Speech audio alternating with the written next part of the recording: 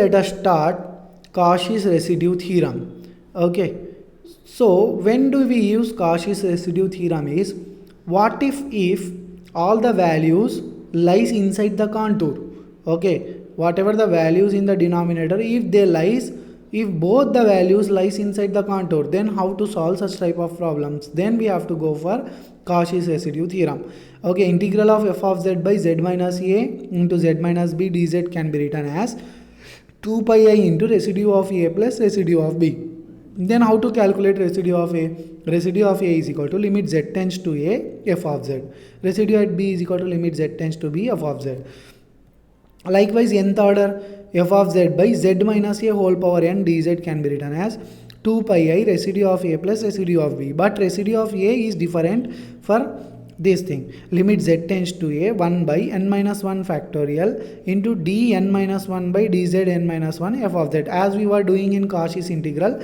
As the same way, like the same way you have to do, that is you have to do differentiation of number of times, one time lesser than the order. Okay, after that you will get the value, then substitute the value z tends to a. Okay, let us do some problems in order to understand Cauchy's residue theorem. Problem number 18, what they are saying, the residue of function f of z at z equal to 2 they are asking. That means residue at z equal to 2 they are asking. Z equal to 2 means this is the residue at z equal to 2. Why? Because z minus 2 whole square equal to 0. That means z equal to 2. And this is nth order residue. So residue at z equal to 2 is limit z tends to 2.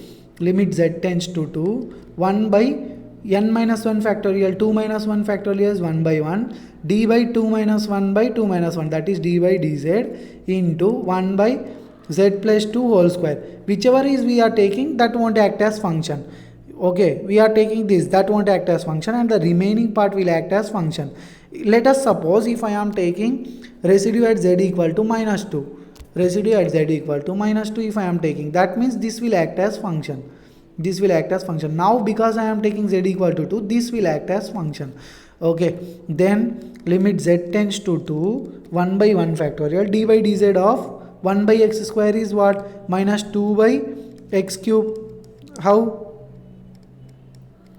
Because dy dx of 1 by x square can be written as dy dx of x raised to power minus 2, then minus 2 into x raised to power minus 2 minus 1 minus n into x to the power of n minus 1. So n minus 1, that thing can be written as minus 2 by x power minus 3 can be written as x cube. So suppose if there is this is x minus 2 by x cube, then I can write limit z tends to 2 minus 2 by z plus 2 whole cube. Now apply z equal to 2 in the function value. Here is z equal to 2, you just apply minus 2 by 2 plus 2, 4 cube.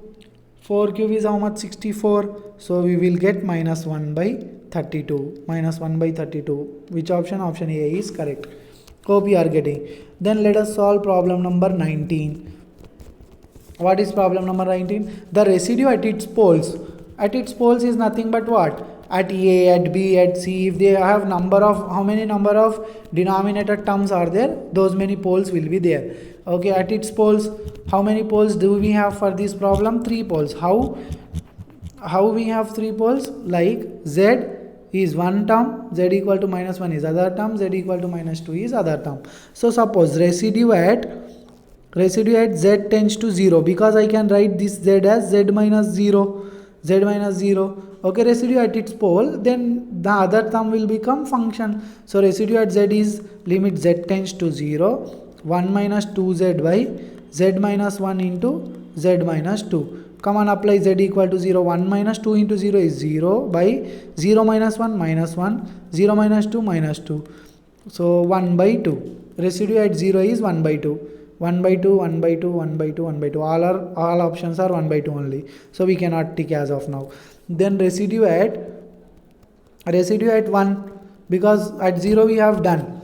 We have done at 0. Then at 1, residue at z tends to 1. Limit z tends to 1.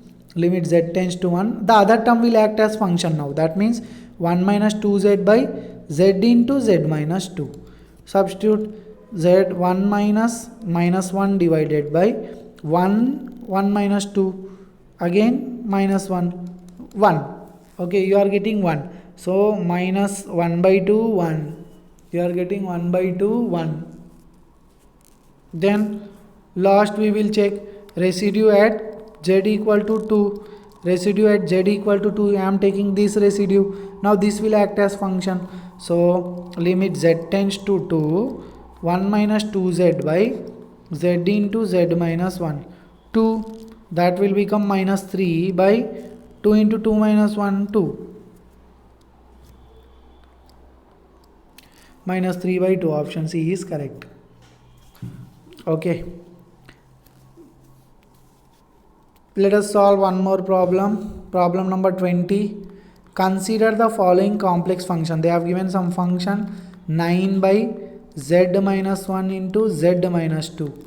9 by z minus 1 into z minus 2. Which of the following is one of the residues of above function? Find residue at z equal to 1 and at z equal to 2. Whichever option gives, that is the option. They are asking one of the residue. Okay, so f dash residue at z tends to 1. Residue at z tends to 1 is limit z tends to 1, 9 by z minus 2. Limit z tends to 1, 9 by z minus 2 is 9 by 1 minus 2 is minus 1. Minus 9 I am getting. We don't have any residue. Minus 9. That means residue at 2. Just calculate residue at z tends to 2. That is limit z tends to 2. 9 by z minus 1. Why? Because I should not take this. This will act like function now. So at 2, 9 by 2 minus 1 is 1, 9. Option D is correct.